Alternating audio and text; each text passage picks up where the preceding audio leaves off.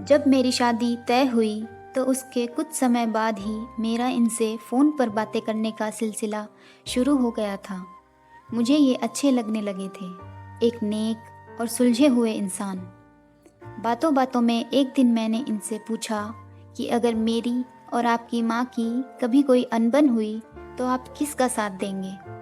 इनका जवाब था, पता नहीं। बस इस एक बात को छोड़कर मुझे ये काफ़ी पसंद थे। शादी के बाद जब पहली बार मैं अपने ससुराल आई तो मुझे सब कुछ बहुत अजीब लगता था। मेरे घर में तो सब लोग बहुत घुल मिल कर रहते थे। कभी कभी तो हम मजाक मजाक में एक दूसरे को चिढ़ाने के लिए दूसरे की थाली में रखे खाने को भी खा जाते।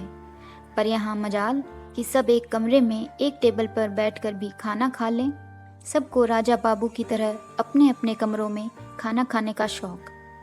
सासू माँ से मुझे बहुत डर लगता, पता नहीं कब किस बात पर टोक दें। मायके में कभी भी सुबह जल्दी उठने की आदत नहीं थी, पर यहाँ नियम से जल्दी उठ जाती। एक सुबह देर से आंख खुली तो देखा कि सासू माँ किचन में नाश्ता बना रही हैं।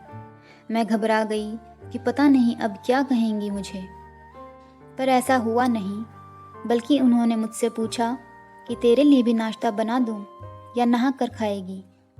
मुझे लगा कि देर से उठने पर मुझ पर व्यंग्य कर रही हैं।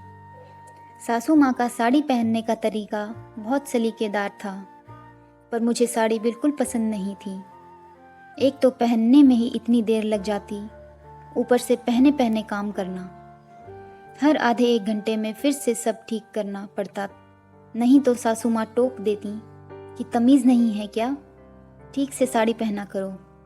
एक बार तो चिढ़ ही गई, बोली कि जब पहनना नहीं आता तो सीख लो, या जो आता है वो पहनो, ऐसे कार्टून क्यों बन रही हो। उस दिन मुझे काफ़ी रोना आया कि एक तो इतनी मेहनत करो और ऊपर से सुनो भी। मैंने भी ठान लिया था कि साड़ी नहीं पहनूंगी अब से। पति की भी ऐसी आदत थी कि घर आते ही पहले अपनी माँ के पास जाकर बैठ जाते और कभी कभी तो घंटों बैठे रहते। किसे अच्छा लगेगा कि उसका पति घर आकर सबसे पहले उसके पास नहीं बल्कि अपनी माँ के पास जाकर बैठ जाए। पता नहीं क्या खुसुर फुसुर करते थे दोनों।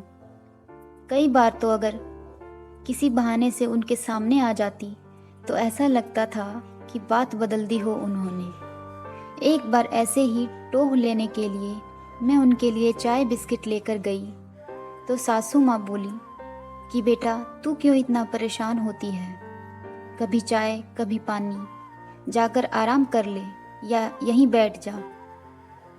उस दिन तो मैं वापस आ गई, पर सोचा कि जब खुद ही कह रही हैं तो कल से साथ ही बैठूंगी। साथ बैठी तो पता चला कि ये लोग तो ऐसे ही इधर उधर की बातें करते रहते हैं, या मेरे ही सामने ऐसा बन रहे हैं। जब मुझे बेबी होने वाला था तो मैंने डरते डरते सासू माँ से पूछा कि बच्चे का नाम क्या रखेंगे माँ। सासू माँ ने बहुत खुश होकर जवाब दिया, कान्हा। मैं घबरा गई और पूछ ही नहीं पाई कि और अगर बेटी हुई तो। न जाने कैसे कैसे ख्यालों में मैंने वो दिन गुजारे, और जब मुझे बेटी हुई तो पिछले 10 दिन से रामायण पढ़ती माँ की आंखों में आंसू देखे मैंने।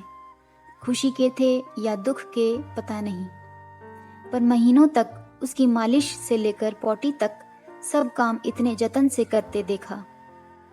आज इतने सालों बाद सोचती हूँ कि मैं खुद अपनी सास में माँ को ढूंढती थी तो क्या मैं खुद बहू की जगह बेटी बन पाई थी। पता नहीं क्यों बहुएं अपनी सास में माँ को खोजती हैं। अगर सास मेरी सासू माँ जैसी होती हैं तो ईश्वर से प्रार्थना है कि हर लड़की को मेरी सासू माँ जैसी सास मिले।